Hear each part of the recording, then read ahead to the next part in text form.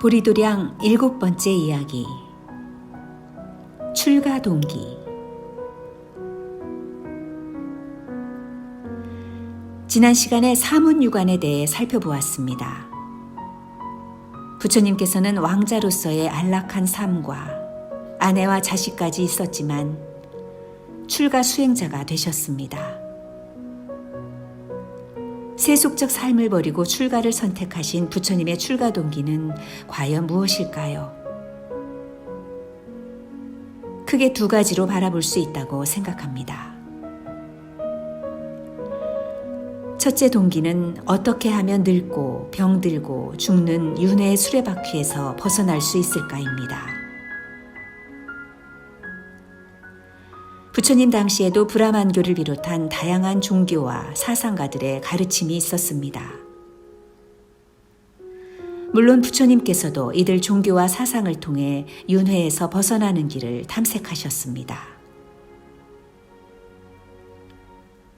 그러나 브라만교의 전통적인 제사의식이나 가르침을 따르면서 사는 왕자나 왕의 삶으로는 이 문제를 해결할 수 없다는 결론이 출가 수행의 동기가 되었습니다.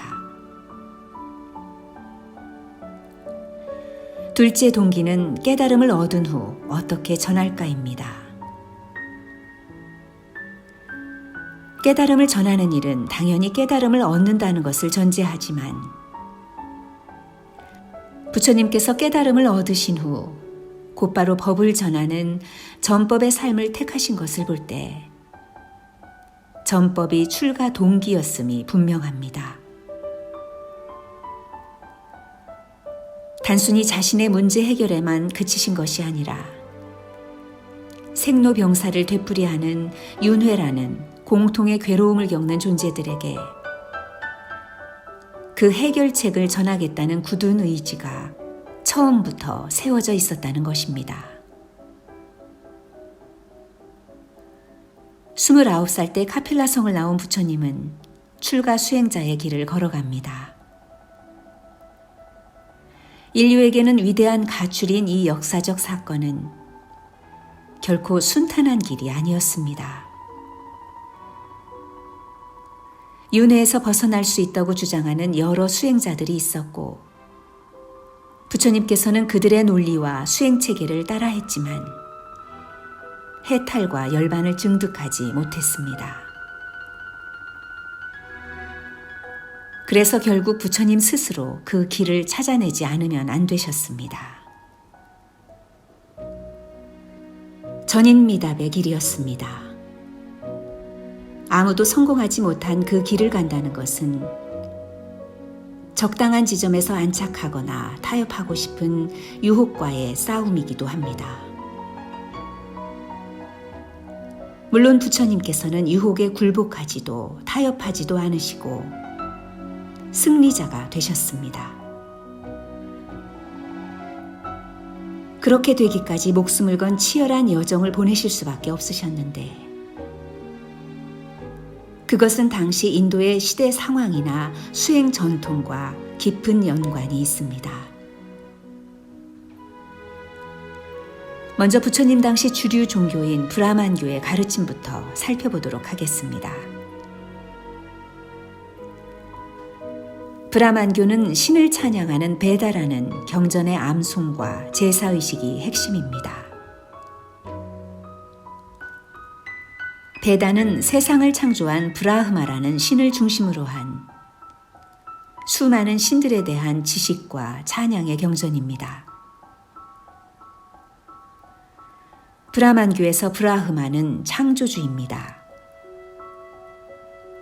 그런데 브라흐마는 카스트라는 차별적인 창조 행위를 했기에 창조 부위에 따라 인간의 삶은 출발선부터 차별이 이루어집니다. 브라흐마의 입에서 창조된 브라만 계급은 성직자가 되어 군림하는 것이고 브라흐마의 발에서 창조된 수드라 계급은 노예가 되어 윗계급에 봉사해야 한다는 겁니다. 결국 인간의 행복과 불행이 출발부터 신의 의지에 의해 결정되었다는 것입니다. 왜 신의 의지에 따라 이러한 차별이 있는지 물으면 이 세상에는 각자의 필요와 역할이 있고 그 필요와 역할에 따르는 것이 진리에 합당하기 때문이라는 겁니다. 이러한 차별적 카스트 제도는 21세기 인도 사회에 아직도 큰 영향을 미치고 있습니다. 이처럼 브라흐마는 세상을 창조하고 여러 하위 신들을 통해 인간의 기륭화복에 관여할 수 있는 길을 열어놓았습니다. 그래서 베다에 적혀 있는 여러 기도문을 외우고 복잡한 제사의식을 행하면 수많은 신들이 인간을 돕는다고 합니다. 브라만교의 가르침은 결국 신의 의지에 의해 인간의 삶이 결정된다는 것입니다. 그런데 부처님께서는 브라흐마의 신체 부위에 따른 창조 행위로 인간의 계급적 차별이 결정된다는 것과 신에게 모든 것이 달려 있다면 열성적으로 신에게 해탈을 구할 수밖에 없다는 브라만교의 가르침을 거부하십니다. 그러면 부처님은 브라만교 외에 어떤 사상과 수행의 길을 공부하셨을까요? 다음 시간에 이에 대해 차근차근 살펴보도록 하겠습니다.